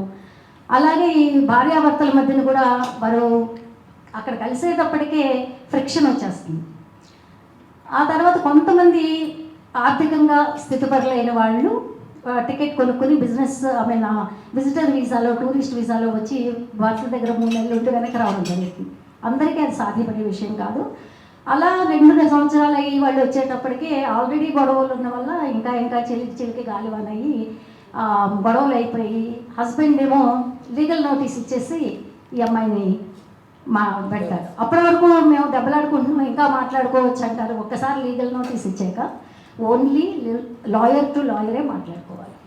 సో ఇలాంటి అమ్మాయిలు నా దగ్గరికి వచ్చినప్పుడు నేను వారికి ఎంపవర్ చేస్తుంటానండి. ఎలా అంటే నేను వెళ్ళిపోయి మీరు ఏడవండి అట్లా అన్నాను. నేను అసలు వెళ్ళి ఫిజికల్గా కూడా కలవను.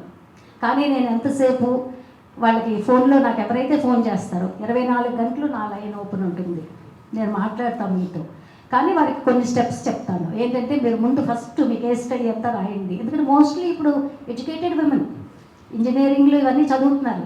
అన్నిటికన్నా ఇంకో విషయం నాకు ఆశ్చర్యం ఏంటంటే, అబ్బాయిలు ఇంజనీర్లు ప్రొఫెషనల్ డిగ్రీలు చేసి చాలా స్ట్రాంగ్గా ఉంటే ఈ అమ్మాయిలు మాత్రం అసలు చాలా వణికిపోతూ నిస్సహాయాలుగా ఉంటారనమాట. అది చాలా ఒక రకంగా ఆశ్చర్యం. బట్ మేబీ మాకు భగవంతుడు మమ్మల్ని అలా క్రియేట్ చేసి ఉండొచ్చు. కానీ ఈ అమ్మాయిలకి నేను ఒకటే చెప్తాను, ఫస్ట్ కేస్ స్టడీ అంతా రాయండి. తర్వాత మీరు కాన్సుల్ జనరల్ దగ్గరికి వెళ్ళి ఒక ఫామ్ సబ్మిట్ చేయండి. ఎందుకంటే మీకు ఏదన్నా జరిగితే స్టాటిస్టిక్గా ఫలానా మనిషి అని వారికి భారత ప్రభుత్వానికి తెలుస్తుంది. తర్వాత పోలీస్ ఆఫీసర్ దగ్గరికి వెళ్ళి మీకు ఈ ఫామ్ సప్లై చేయండి. ఎందుకంటే వాళ్ళకు కూడా ఈ ఫలానా అమ్మాయి ఈ దేశంలో ఉందని తెలుస్తుంది. ఇమిగ్రేషన్ ఆఫీసర్ దగ్గరికి వెళ్ళండి, మీ వీసా స్టేటస్ ఏంటో కనుక్కోండి. అనేటప్పటికీ వాళ్ళు ఈ 3 చేస్తారు. 4వ రోజుకి అక్కడ మాకు సెంట్రల్ లింక్ అని ఉంటుంది. సో మీరు అక్కడికి వెళ్ళి మీకు ఏం బెనిఫిట్స్ ఉంటాయి అని కనుక్కోమంటే వారికి యూజువల్గా ఏంటంటే రెంటల్ అసిస్టెన్స్, ఇట్లాంటి సౌకర్యాలు ఆస్ట్రేలియా ప్రభుత్వం చేస్తుందన్నమాట. సో అవి కనుక్కున్న తర్వాత మాకు తెలిసిన వారిలో ఎక్కడైనా వారికి ఏమంటారు వసతి సౌకర్యం, అంటే ఒక్కళ్ళే ఉంటే మళ్ళీ వీళ్ళు డిప్రెషన్కి వెళ్తారని 3-4 ఉన్న చోట్ల వాళ్ళని పెట్టేటప్పటికి 4 షేర్ చేసుకుంటే ఖర్చు కూడా ఎక్కువ ఉండదు. ఆ తర్వాత స్టెప్ మాకు వాళ్ళు ఆల్రెడీ ఎడ్యుకేటెడ్ జాబ్లో ఉంటే పర్వాలేదు, లేదంటే మాకు తెలిసిన వాళ్ళలో ఇండియన్ షాప్లోనో రెస్టారెంట్లోనో ఏదో చిన్న జాబ్. ఈ 5-6 స్టెప్స్ అండి నేను చేసేది. అది 1 వారం పడుతుంది. 1 వారం రోజులకి అమ్మాయిలు ఎంత ఎంపవర్ అవుతారంటే అసలు అమ్మ మీలాంటి వాళ్ళు ఇక్కడ ఉన్నారని మాకు అసలు తెలియదు ఇప్పటి వరకు. అసలు మీరేంటి, ఎట్లా ఇలా ఇవన్నీ చేస్తున్నారు, మీకు మేమేమి హెల్ప్ చేయగలం, ఇంకా ఎవరికైనా ఇలా ఉంటే మేము ముందుకొచ్చి మేము హెల్ప్ చేస్తాం అంటే 1 వీక్లో వాళ్ళ సైక్ మారిపోతుంది అనమాట. ఇంకా ఆ తర్వాత వాళ్ళకి నేను చెప్పేది ఏంటంటే మీరు ప్రొద్దుట సాయంకాలం దీపం పెట్టుకోండి. మీరు ఏ రిలీజియన్, మీరు ముస్లిం అయితే లేకపోతే క్రిస్టియన్ అయితే హిందూ అయితే మీకు సంబంధించిన రిలీజియన్ని ప్రకారంగా పొద్దున్నే 1 దీపం, సాయంకాలం 1 దీపం పెట్టుకోండి. అదెందుకు చెప్తానంటే వీళ్ళు ఏడుస్తా నైటీలు వేసుకుని కూర్చున్నారనుకోండి డిప్రెషన్ వచ్చేస్తుంది, తలనొప్పి అవన్నీ వచ్చి దాని నుంచి వచ్చే అనర్థాలు ఇంకా హెచ్చు. అందుకని నేనేం చెప్తానంటే ప్రొద్దుట దీపం పెట్టాలంటే వాళ్ళు స్నానం చేయాలి, అప్పుడే దేవుడి దగ్గర దీపం పెడతారు. తర్వాత ఎప్పుడైతే ఒంటరిగా ఉంటారో వాళ్ళకి ఒక ఆధారం, ఒక దైవశక్తి నాతో ఉంది. ప్రొద్దుట సాయంకాలం పడుకునే ముందు కూడా ఎప్పుడైతే దీపం పెడతారో కళ్ళు మూసుకుని దండం పెట్టుకుని ఇదొక్కటే నేను అడుగుతాను, ఇదొక్కటే నాకు ప్రామిస్ చేయండి, ప్రొద్దుట సాయంకాలం దీపం పెట్టింది. ఇంకా ఆ తర్వాత ఇంకొకటి నేను అదేంటంటే పంచభూతాల సాయం తీసుకోండి. మీరు ఏదైనా మీకు నిజంగా మనసు బాగోకపోతే బయటకు వెళ్ళిపోయి నీళ్లు మీకు కనిపించే చోట, లేదంటే ఒక కప్పు టీ పెట్టుకోండి, అందులో నీళ్లు ఉంటాయి. ఆకాశం, భూమి, వాయువు, ఈ అన్నిటి పంచభూతాల సాక్ష్యంగా ఆ సూర్యుడు, మీరు ఏదైనా ఉంటే మీరు ఆ పంచభూతాలతోనే చెప్పుకోండి. మీకు డెఫినెట్గా మీకు పంచభూతాల సాక్షిగా మీకు సహాయం అందుతుంది అని. ఇవన్నీ ఎంతంటే 15 రోజులే. 15 రోజుల్లో ఈ మొత్తం నేను చెప్పిన స్టెప్స్ అన్నీ అయిపోయినాయి.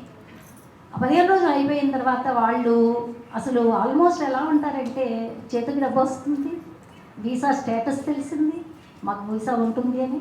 నేను లో ప్రొఫైల్గా ఉండండి, మీరు ఎవరితో మీకు తెలిసిన హస్బెండ్ వాళ్ళతో కూడా మాట్లాడండి, ఎందుకంటే మీ దగ్గర ఒకటి వాళ్ళ దగ్గర ఒకటి చెప్తారు అని చెప్పేసేటప్పటికి వాళ్ళు అంటారన్నమాట 15 రోజుల తర్వాత ఎవరా అబ్బాయి, అసలు ఎవరా అబ్బాయి, మేము ఎందుకు మా లైఫ్ ఆ అబ్బాయి కోసం ఇది చేసుకోవాలి అని చెప్పేసి అంటారు.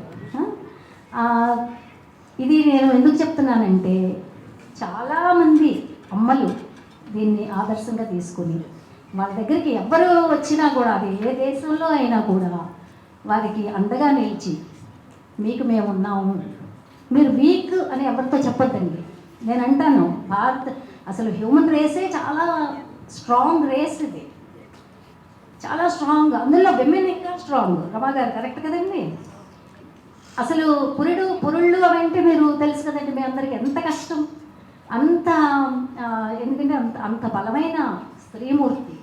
ఈవెన్ మీరు పురాణాల్లో చూసుకున్న Lakshmidevi finance minister, Parvatidevi education minister, ఇప్పుడు కదండి ఎప్పటి నుంచి మన దుర్గాదేవి అసలు ఏంటి డిఫెన్స్. సో ఇవన్నీ పూర్వం నుంచి ఉన్నాయండి. స్త్రీమూర్తి తర్వాతనే కదా అసలు మీరు పురుషులు ఇక్కడ కూర్చున్నారంటే స్త్రీమూర్తి జన్మనివ్వబట్టే కదా, అంత ధైర్యవంతులు మీరు అని చెప్పేసి నేను చెప్పి వారికి నేనేమంటానంటే మీరు you make your self strong on this universe.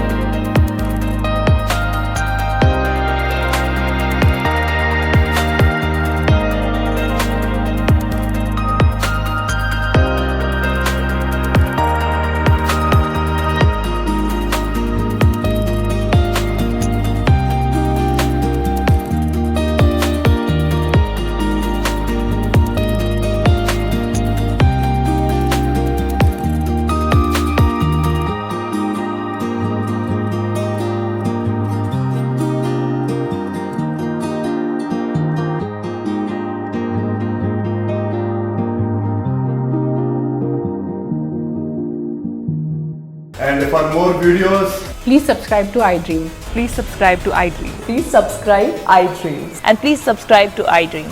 For more videos, subscribe to iDream. please like, share and subscribe to the channel. Congratulations, iDream. Subscribe to iDream. Subscribe to iDream.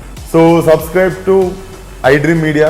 iDream ki iDream team అందరికి huge congratulations. Please subscribe iDream Media. Please subscribe to iDream. Subscribe iDream. Please subscribe to iDream. iDream అంటే నా కళల ఛానల్ను subscribe చేసుకున్న నోరు తిరుగుతలేదు, మీరైతే గంట గుర్తు కొట్టండి. For more such videos, please subscribe to iDream. Subscribe to iDream. Please subscribe to iDream. Please subscribe iDream Media. Please do subscribe to iDream. Please subscribe to iDream Media. For best entertainment and information, please subscribe iDream. And don't forget to subscribe to iDream.